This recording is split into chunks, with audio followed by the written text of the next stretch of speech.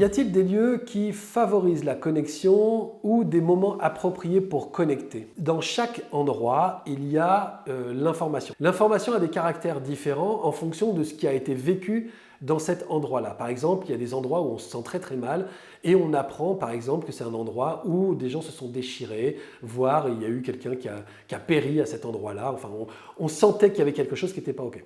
Il y a une expérience qui a été faite qui est super intéressante. Des chercheurs qui ont mis dans une chambre d'hôtel un écrivain. Et ils l'ont laissé 8 jours dans cette chambre d'hôtel et en fait, il devait écrire, travailler sur son roman. On l'a laissé bosser, il a écrit, etc. etc. Ensuite, on a mis dans cette chambre d'hôtel un étudiant qui était là pour réviser ses cours et qui se laissait aller de temps en temps à divaguer, à rêvasser, etc. Et il était censé écrire à chaque fois qu'il sortait de ses cours, dès qu'il était dans l'imaginaire, il devait écrire ce qu'il pensait. Et en fait, on a fait un rapprochement extrêmement clair entre ses rêveries et le sujet du livre de l'écrivain. Parce qu'on est capable de quantifier aujourd'hui la vibration ou le flux électrique, puisque électrostatique, ou électromagnétique de la pensée dans un environnement. Moi, j'ai l'habitude de faire ça quand on fait des formations. On arrive dans des salles qui ont été précédemment effectivement occupées par d'autres.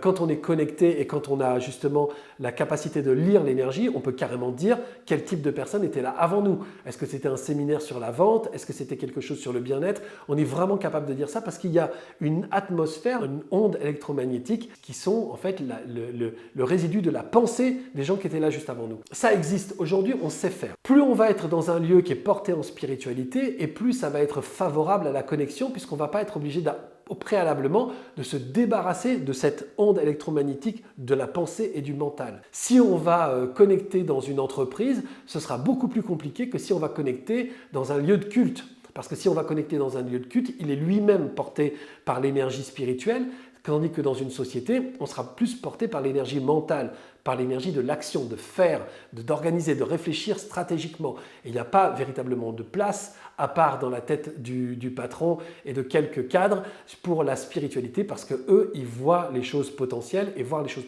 potentielles, c'est spirituel. Maintenant, chez vous, c'est très bien. Chez vous, dans l'endroit dans lequel vous vous sentez le mieux. Et après, il y a des moyens, alors c'est la sauge ou c'est autre chose, c'est aussi le feng shui, les cristaux, ce sont des moyens aussi pour faire circuler l'énergie d'une façon favorable. Et si vous voulez créer des pièces dans lesquelles vous allez être spirituellement aidé dans une énergie spirituelle, eh bien effectivement une image, je sais pas, une symbolique de la spiritualité par exemple, des plantes ou autre chose qui vont changer l'énergie et petit à petit, puisque vous allez investir cette pièce pour votre méditation, peut-être pour vos canalisations, forcément vous allez vous-même transformer l'énergie. Si c'est aussi la pièce où vos 5 enfants étudient la science et les mathématiques, évidemment ça va un peu brouiller les pistes. Donc ça c'est pour les lieux. Après, des moments appropriés, moi j'aime bien quand c'est le matin, parce qu'il y a comme une sorte de fraîcheur dans mon cerveau qui n'a pas été encore envahi de toutes les difficultés, les conversations de la journée, etc. Pour moi, c'est plus facile le matin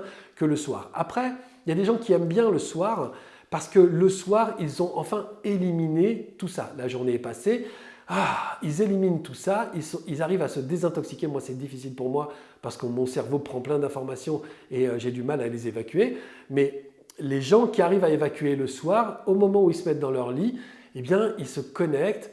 Et puis, ils arrivent à se décontracter, à rentrer dans une énergie paisible, la paix, quoi. La paix nous aide vraiment bien. Donc, soit vous arrivez à avoir la paix le matin, soit vous arrivez à avoir la paix le soir, soit vous arrivez à avoir la paix le matin, le midi et le soir. Plus on s'entraîne, plus finalement on y arrive, puisque moi aujourd'hui, c'est plus fluide le matin, mais je peux aussi maintenant me connecter le midi et le soir à n'importe quelle heure. Donc, l'idée, c'est ça, c'est des endroits qui portent déjà l'énergie de la spiritualité et des moments où vous sentez que vous arrivez plus facilement à connecter la paix, puisque c'est à partir de la paix, et non pas du drama, du mental et de l'ego, c'est à partir de la paix qu'évidemment la connexion va être la plus fluide. Essayez de savoir, en faisant l'expérience, en allant dans un lieu, dans un autre, où vous vous sentez le mieux, même dans une pièce ou dans une autre de votre maison, et essayez de savoir aussi à quel moment de la journée vous vous sentez le mieux pour ça. Vous associez les deux et vous trouverez le moment idéal et l'endroit idéal pour vous connecter. Voilà.